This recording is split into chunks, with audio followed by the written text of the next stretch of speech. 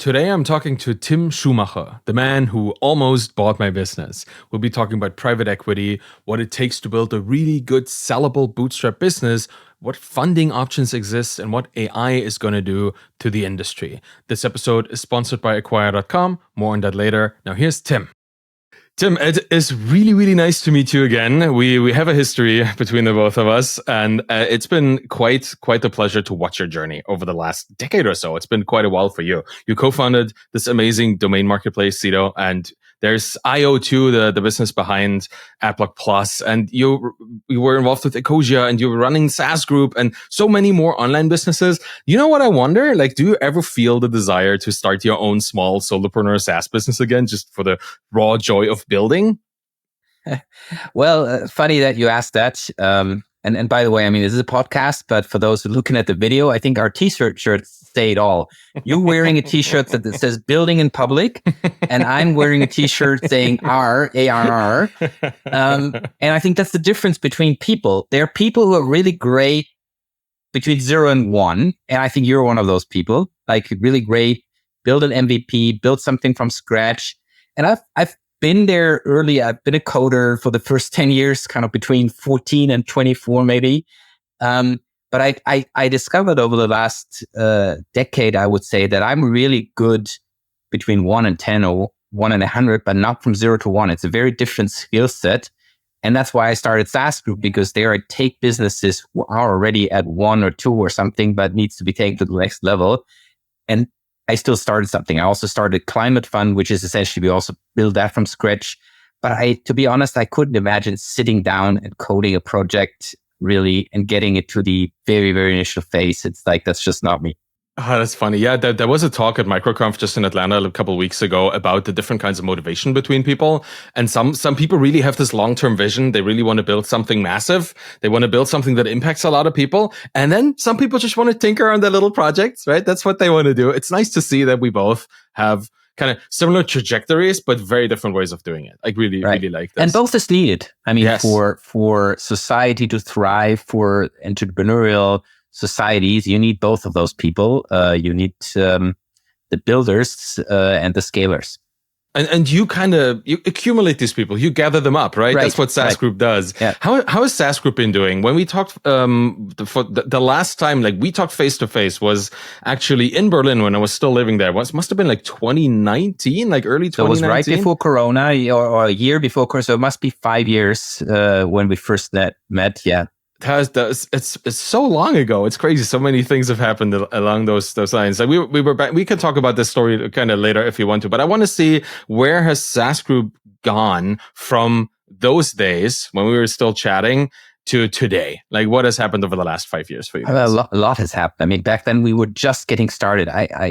Like, we were interested in your company. I think we can transparently say that. We even put in a bid. You and your wife, you built an awesome business, and we were very interested in that.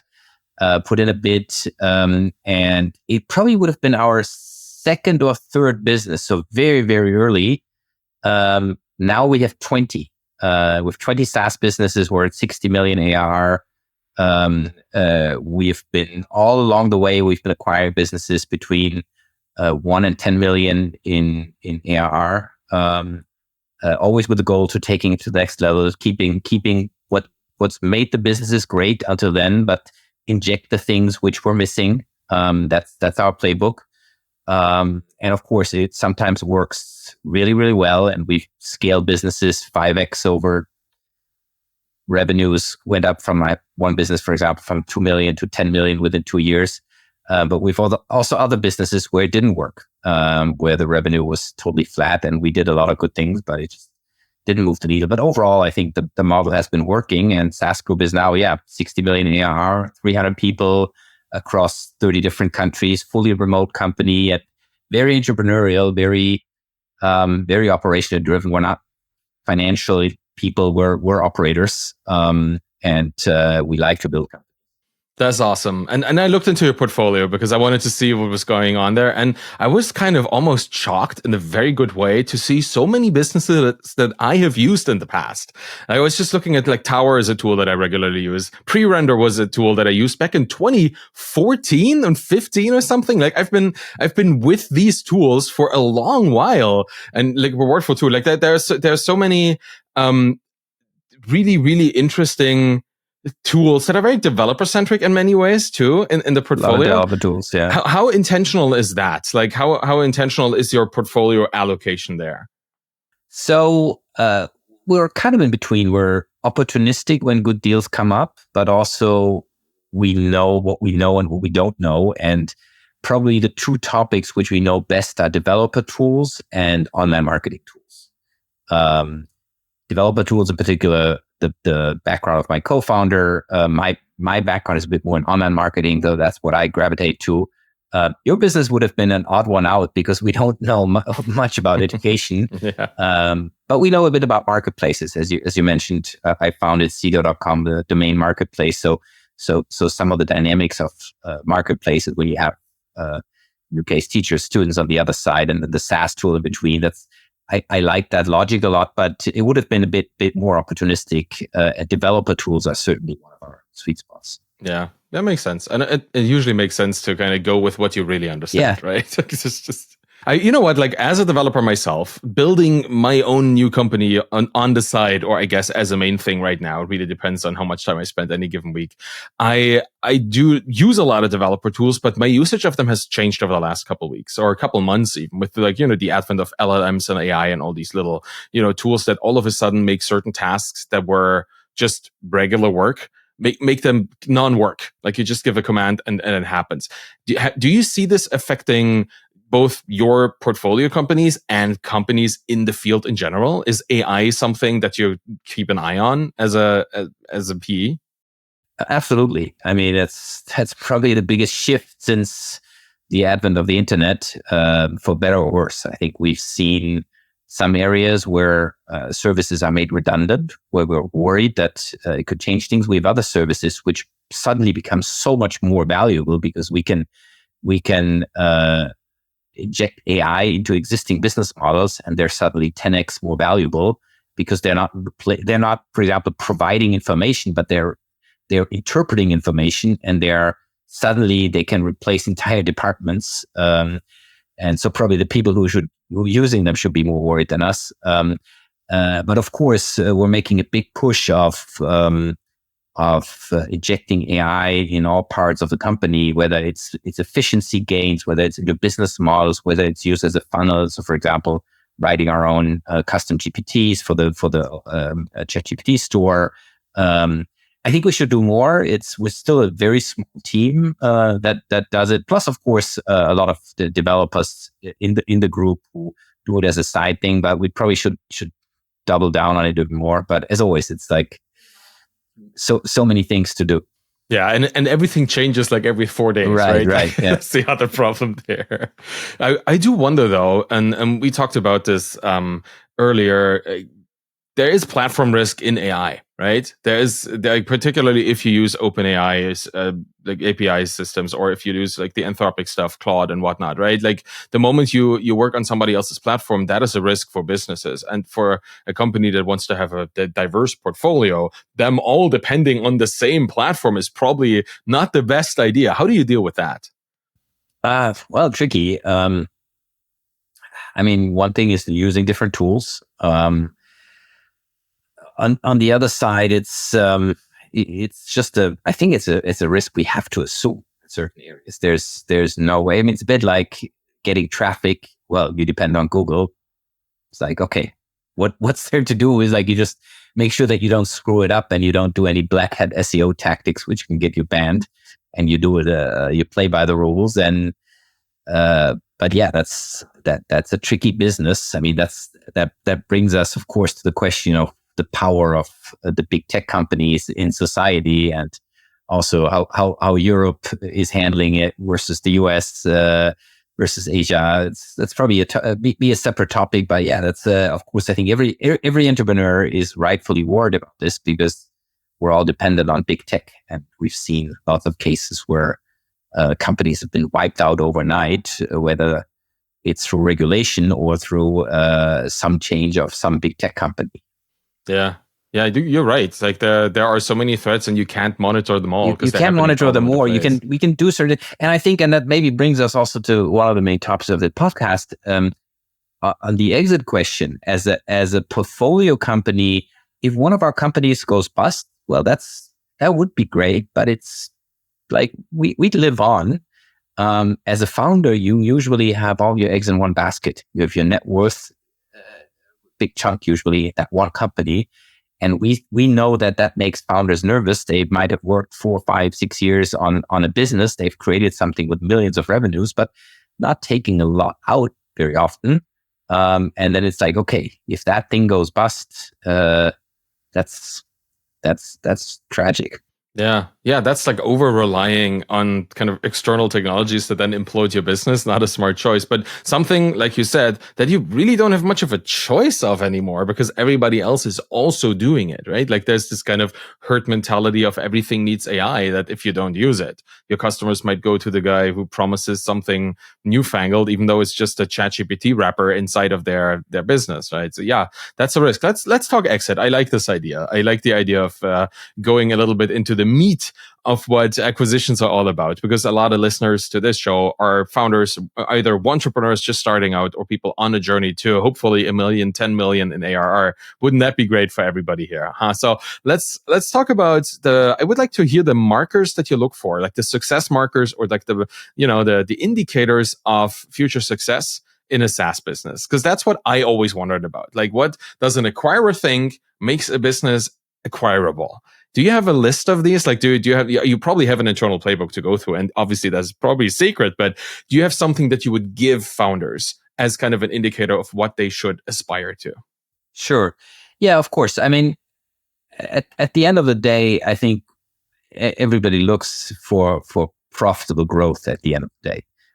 So are you able to acquire customers at a decent price? So kind of the CAC to LTV ratio, are those customers staying? So churn, but also upsell, downgrades, developments, looking at the cohorts, looking at how happy are clients at the end of the day, and then that all resulting in the overall MRR graph. So all of that is not rocket science, but I think we're all looking for making clients happy, providing some service which is valuable to some people. It doesn't have to be everyone. You usually, like, if you please everyone, you please nobody, but you need to have a defined target. You mentioned, for example, Git Tower earlier. That's a very typical business we would look at. It's a super niche topic. It's a graphical interface for Git, loved by a lot of developers, but it's also a very small group. It's also a small company, but it's a real love brand. And that would be a typical one we'd look at, because it's people who are very sticky. They stay with the product sometimes for 10 years. It's also a small ticket. So the price of this product is like 69 euros or dollars a year. So people don't really worry about it. It's not a big price tag. And then they stay for a long time, and also usually propagates virally into an organization. Once one developer is using it, the next one is using it. And so we look at a lot of those metrics, but at the end of the day, all of those metrics will tell us, are people out there very happy users of this product? And if there are, chances are that is a good product. Of course, if we then later do a due diligence, we look at everything else. We look at how is the organizational setup of the company, properly documented, who we're employing, and freelancers and those sorts of things. Is legal stuff proper? Is there some marketing setup? So we take a tech DD on quality of code, documentation, everything. We look at all of those things, but in the end, probably revenue and revenue-oriented metrics give us the best idea of customer happiness. I love this perspective. Like, do people love it? Well, yeah, if they love it, it will show in the numbers, right? That's quite obvious. That makes perfect sense to me. It sounds like you're looking very much at niche products or niche businesses. Like, would you ever go for a company that has like higher aspirations, that doesn't want to be just, and I mean this in the best sense of the word, the Git graphical client of choice, but like the client for all databases everywhere? Like, for example, like would you go for these bigger aspirational things, or would you want to keep it in some kind of lane, some kind of niche? We have some businesses which have the potential. Now, the downside of businesses which play in a very broad field is that they also have a lot more competition. I'll give you a practical example. In our portfolio, we have a CRM called Pipeline CRM. It's a great CRM, low price, especially for small and medium enterprises, doing a great job. But the CRM market is huge. There are hundreds of CRMs competing. It's a tough market and probably tougher than we expected. And so, yes, the company can have bigger aspirations, but there's always a big difference between aspirations and reality, and that's harder to grasp at this field. We have some companies where from a nimble beginning, we still have the feeling they can become something bigger. Another example for this would be Scraper API, scraperapi.com.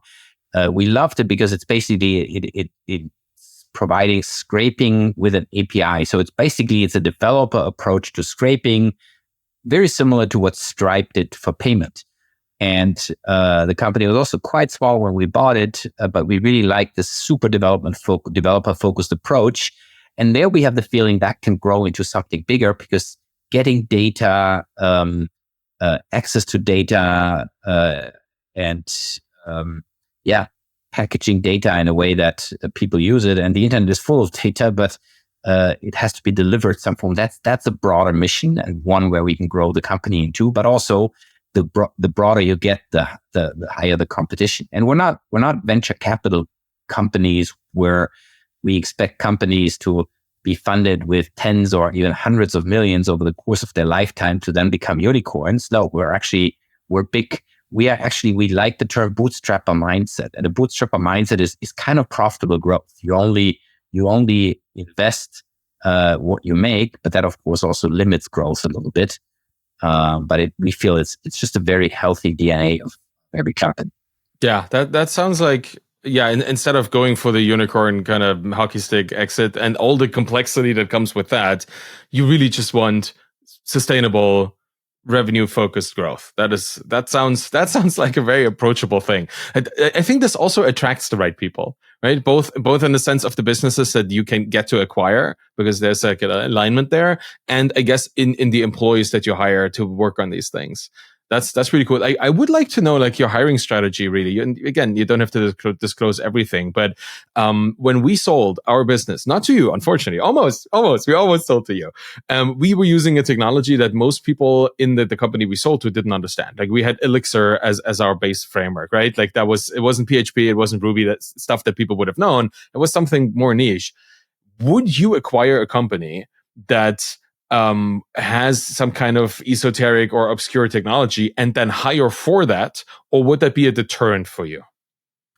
Well, it might be a little minus on our checklist, but we would still acquire the company if everything else is right, because you don't always hire those people.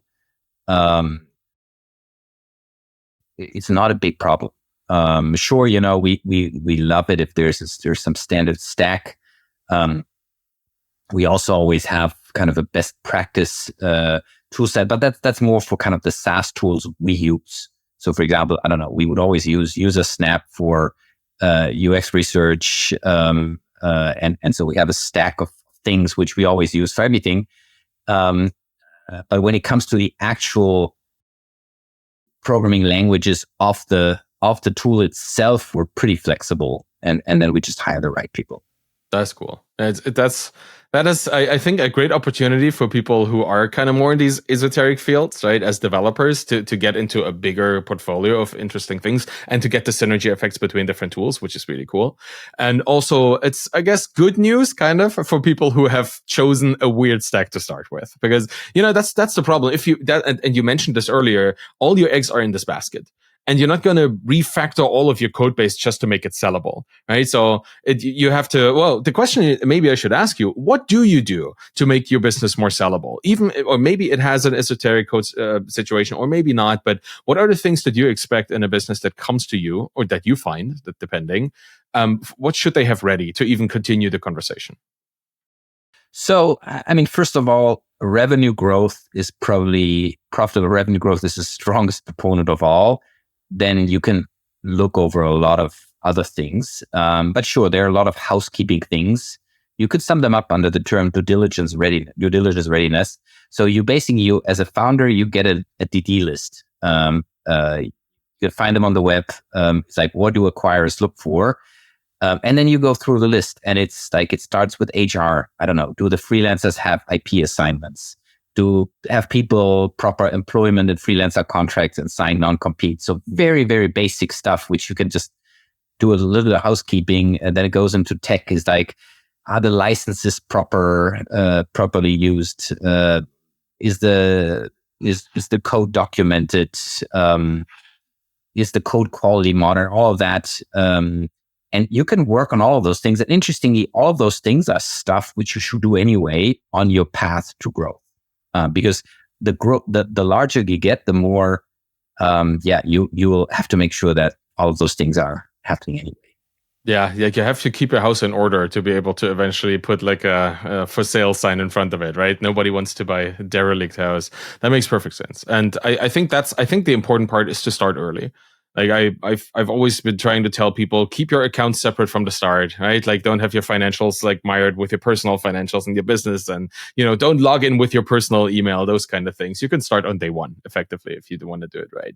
Okay, so let's talk about the process. So if people do the due diligence with you, how long does it usually last? Do you have like with you guys in particular, like how long do you usually take to look into somebody's like stuff? Let me actually start a bit earlier, because a lot depends on the time before. So we have founders that come to us basically ready with all the materials. Everything is done. They've made up their mind. They might even have a broker, for better or worse. And then that's where we start. Like, we have a founder call. We like the business. We quickly lay an LOI. That can be like 2 or 3 weeks. And then we go into DD, and to answer the question, then that's probably 4 to 6 weeks, depending on the size of the business, from LOI to closing. We're pretty fast. But the bigger question is the time before. Like, and I'd be also curious, kind of, you're thinking there when you've made up your mind. Do you want to sell? When do you want to sell? To whom? What is the price? And that period can be years, or at least months. And that's why kind of I interrupted, is because it sometimes overlaps with the DD process. We sometimes see founders who are even not ready in their state of mind when they come to us. Others are totally ready, but a lot is like those processes overlap, and then sometimes, and also those housekeeping things overlap. They don't have their house in order. We've had processes where this whole thing has taken almost a year. Crazy case, and I think it was very healthy for the founder to get out and just. Also focus life effort on other things, because it was a very painful process. Great company, painful process. But we have other cases where this process takes 4 weeks. So it depends a lot on founder readiness and on how ready also is your household. Yeah. Okay, yeah. Like I guess every business has its own story, right? Every founder has their own background, and then everything that comes of that also is unique. I get that, but 4 to 6 weeks plus however many years the founder needs, like that makes sense to me. Okay, that's pretty fast. That sounds like you know exactly what you're looking for. Like, I guess after 20 properties, you have it down, right? You have figured out what you need. And you just want to keep going. And that's my next question here, really, is like, what happens after that? Like, how do you treat the businesses that you acquire? Like, what happens to, I guess, the founder's baby? That's my own perspective, as a founder having soul. Like, what happens to the thing that you give up? So, I mean, that's a great way to put it. That's how we see it. It's like, it's your baby. You've born it. You've educated it and grown up, and now it's you're parting ways. So first of all, I think our our intention, and so far it has also always worked. Our intention is always to keep your baby and to grow it further. So we keep the name, which to me also as a founder was always super emotional. For example, I'm still super glad that SEDO.com is still SEDO.com, which is a name I like when I started the company almost 25 years ago. But also the other things that the business isn't completely screwed up, and that it's really kind of a more managed growth. So what we actually do is during due diligence, we develop a plan together with the founder. This is where we want to take your business over the next 3 to 5 years. And sure, we can deviate from this business over time, but we want to have a general understanding. And every business is very different. So we have some businesses where they have a too high cost structure and we preserve the company and everything, but we're like, hey, we have to streamline the company. A few people have to go. Here's why we're adding some people in other fields potentially. And we want the founders and the team to understand why we're doing those changes. And I can guarantee you, like in 100% of the cases, the company was better off afterwards. Because also you develop a certain blindness as a founder of, you have your view and it's great to have an outsider looking at any business. The same for us when we did a financing round. It was great to get challenged by outsiders who looked at your business for the first time. So develop that plan together on where we're taking it is the most important thing. There are other cases where the businesses are super bootstrapped. There's we've had businesses where it's just the founder and maybe one employee, and we're like, we have to get 5 people into this business as quickly as possible, because this business, the buzz factor in this business is just incredibly high, and that makes us nervous. And so there's the other way around. So sometimes we can even repurpose people from other businesses, but it's just we want to have that hypothesis of where we want to take it. Or is it product-led growth, marketing? Are those the levers? Is it pricing? Is it sales? Is it internationalization? Every business is different, but that's kind of what's fun for us, but also what makes us unique, I think, in a way that because we see so many businesses, we can usually pinpoint to what a business needs in the next step of growth. And that can, together with the founder, execute. That's cool. That's awesome. I first off, I love that you're working with the founder. Like so many people who acquire want the thing and then keep it for themselves. But the founder is the source of wisdom for the business, right? Like they know things that they don't even know they know, right? This is the kind of tacit knowledge that they have. They might just be able to make a choice that you don't understand why they made it, but it's the right one. So that is really cool. Do you usually keep the founders on? Is that contingent on the exit? No, it's not contingent. So for us, it's important to do what is right for the founder, because we can't, we don't want to force anyone. That's also part of that decision-making process prior to a sale, is for the founder, does he or she want to stay on board or leave? Or sometimes it's one founder leaving, the other one staying. Sometimes they're okay, I'm going to do this for another year, but not that. So we have all sorts of things. I think we can work with everything. Sure, it has an impact on price. We've had cases where the founder is like, I'm burned out. Here are the keys. I'm out in 4 weeks. That doesn't really help the price. We still fair, but you can't do an earn-out. And of course, it's a different case. But then we've other cases where the founder is like, this is my plan. I'm going to execute that together with you. I'm going to put half of my proceeds from the sale into that earnout. Well, that founder is really putting his money where his mouth is, and then of course we're able to pay more.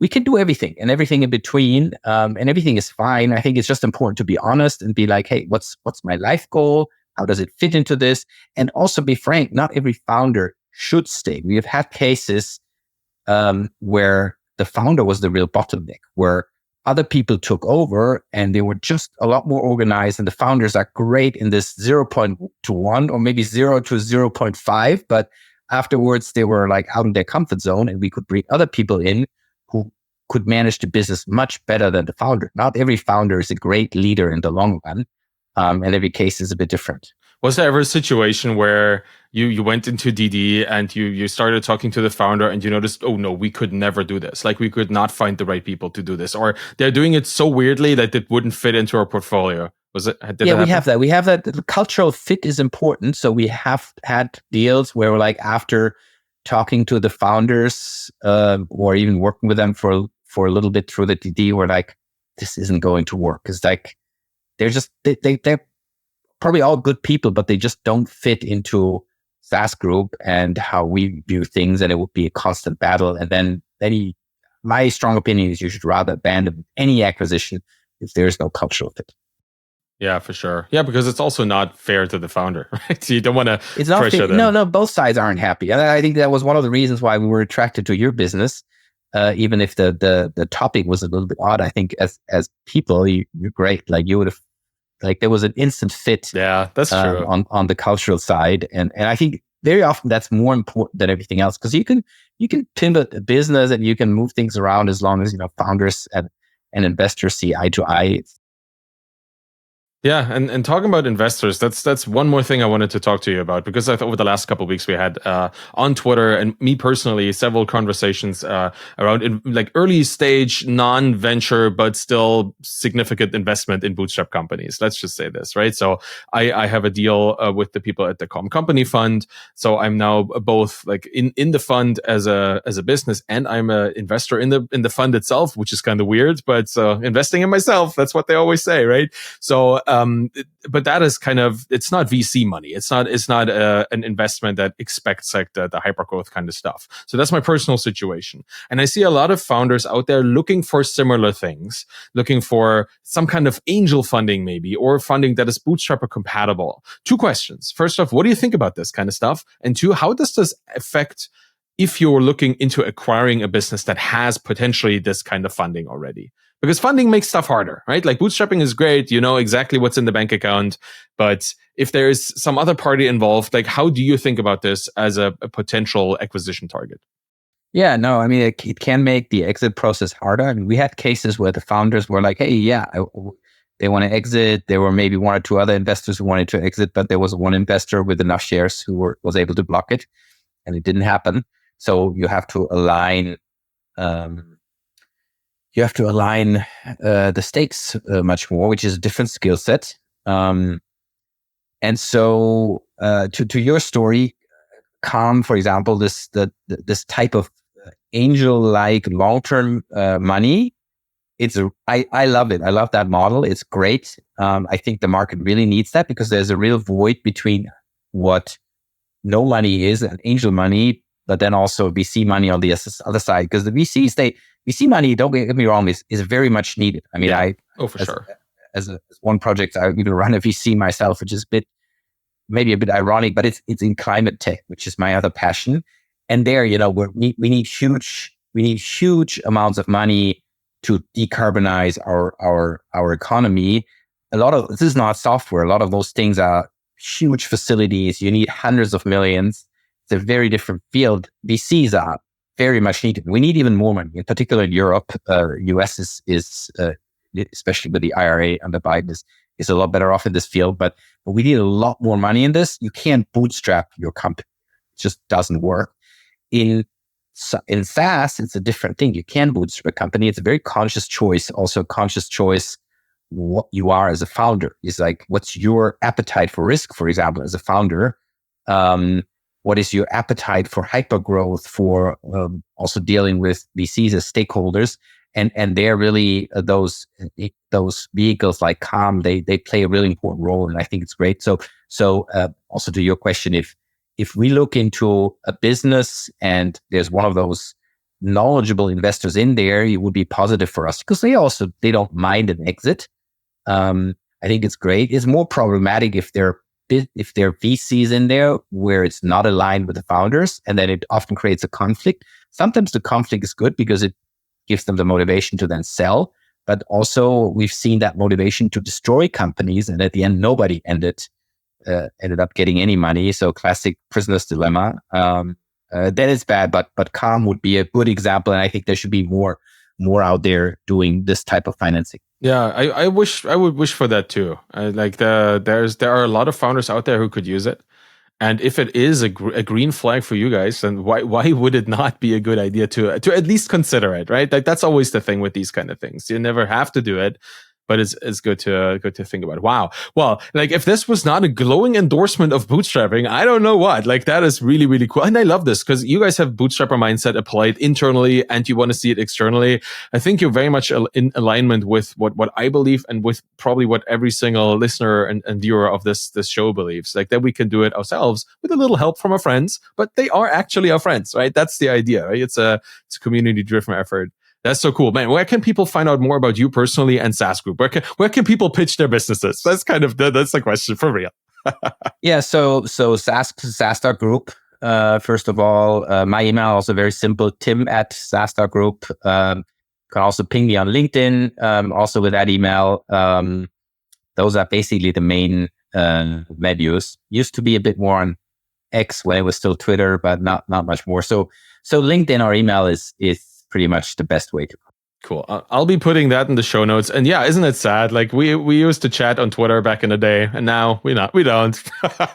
People are leaving the ship, but hey, I'm still there. So yeah, thank you so much for having this conversation. I think it was just a nice view from the other side. Like all of us founders, we always want to know like what's going on. It's nice for you to share like what a successful SaaS accumulator portfolio looks like and what you expect and what you want. Thank you so much for having a chat with me. Really, really appreciate it. Thank you. Thanks, Arvid.